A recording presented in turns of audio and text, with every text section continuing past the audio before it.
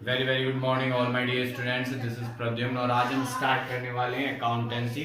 पहले तो practical question लगाएंगे प्रीवियस चैप्टर का, और प्रैक्टिकल क्वेश्चन होने के जस्ट बाद हम क्या करेंगे स्टूडेंट्स, आगे का नेक्स्ट चैप्टर नेक्स्ट कॉन्सेप्ट के लिए मॉडर्न अप्रोच को अंडरस्टैंड करेंगे।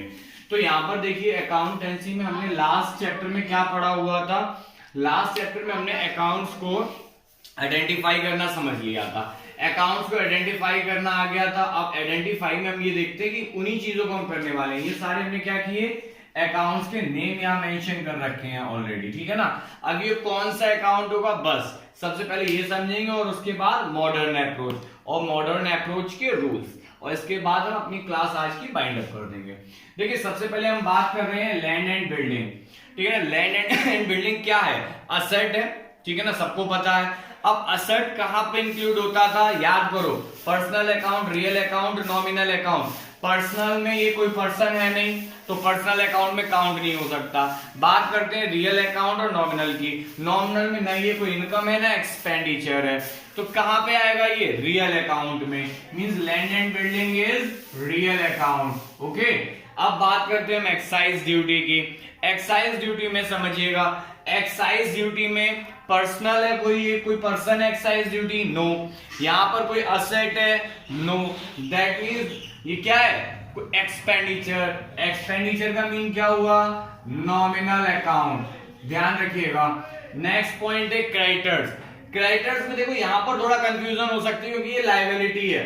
लायबिलिटी के अकॉर्डिंग आप क्या समझोगे कि जब असेट हमारा क्या है, रियल अकाउंट, तो लायबिलिटी भी रियल हो जाए, नो, रॉन्ग, बिल्कुल रॉन्ग। ध्यान रखना क्रेडिटर्स क्या है, क्रेडिटर्स में क्रेडिटर्स का मीन हो गया कि ऐसा पर्सन जिससे आपने क्या कर लिया, क्रेडिट परचेज कर लिया, क्रेडिट परचेज कर लिया।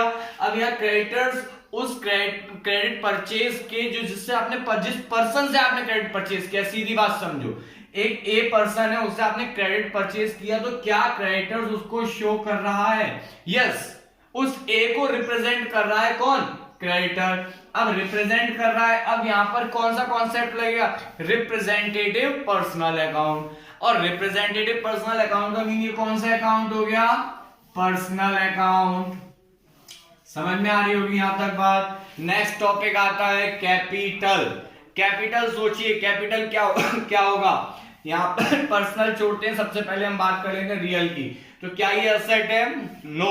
तो क्या यहाँ पर रियल अकाउंट हो सकता है, नहीं। नॉमिनल में क्या ये खर्चा है, नो। दैट मींस ये क्या होगा, पर्सनल अकाउंट, ठीक है ना। चलिए यहां तक बात समझ आ गई हमें। नेक्स्ट बात करते हैं motor vehicles. Motor vehicle mean asset. Asset क्या होती है, रियल अकाउंट, ठीक है ना। Next point goodwill. गुडविल क्या है, असेट लेकिन कौन सी है, टैंजिबल इंटैंजिबल। हमने याद करो मैंने क्या बताया था, भूत का एग्जांपल दिया था, दिखाई नहीं देता, तो यहां पर गुडविल दिखाई नहीं देती, दैट मींस इंटैंजिबल। सॉफ्टवेयर और हार्डवेयर का भी एग्जांपल दिया था, सॉफ्टवेयर क्या है, इंटैंजिबल। चलिए तो यहां पर ये कौन सा हो जाएगा, intangible asset means real account. फिर बात करते हैं आगे इन्वेस्टमेंट्स। इन्वेस्टमेंट क्या होते हैं, असेट होते हैं, तो ये भी हमारी हो गई क्या, रियल अकाउंट। नेक्स्ट है सैलरी। सैलरी क्या, expenditures. Expenditures means nominal account. इसके बाद बात करते हैं डेबिटर्स।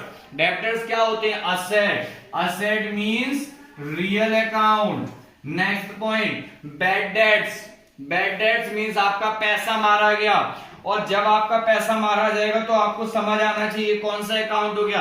भाई सोचो आपने किसी को क्रेडिट सेल कर दी, उसने आपका पैसा वापस नहीं किया, पैसा वापस नहीं किया मतलब मारा गया। अब मारा गया तो क्या वो खर्चा हुआ, खर्चा का मतलब लॉस हो गया, सीधी सीधी बात है, ज्यादा बर्डन नहीं देना दिमाग पे। अब लॉस होगा तो कौन सा अकाउंट, मैंने अकाउंट बताया था नॉमिनल। नॉमिनल में क्या बताया था, लॉस हो, एक्सपेंस हो, गेन हो, प्रॉफिट हो, इनकम हो, सब क्या होगा, नॉमिनल।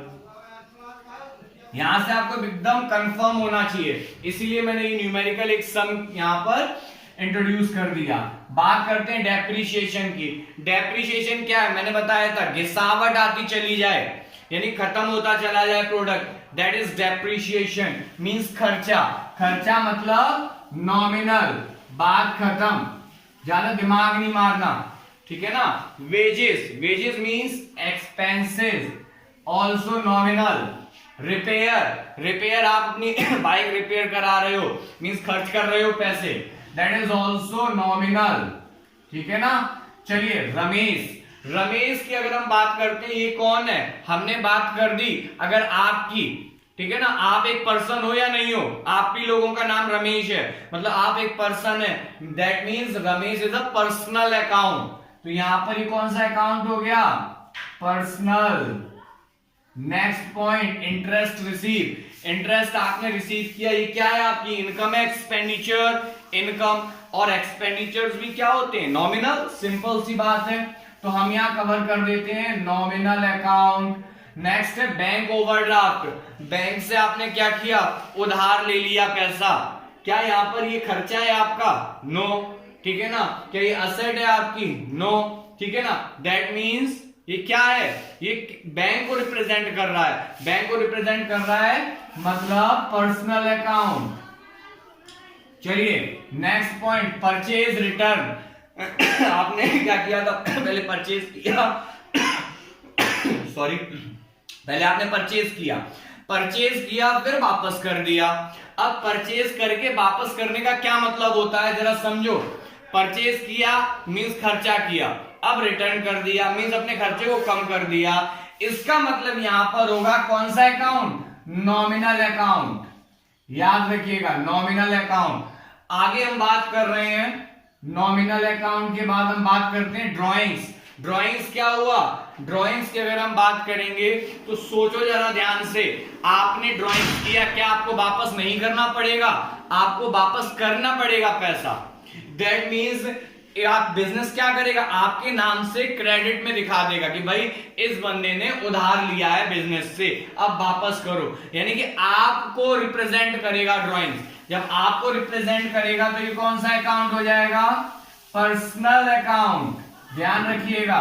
फ्रेट, फ्रेट कौन सा अकाउंट है भाई, ये खर्चा है, खर्चे का मतलब हो गया कि नॉमिनल, बात ही खत्म, सोचना ही नहीं, खर्चे को दिखा दिया, नॉमिनल अकाउंट।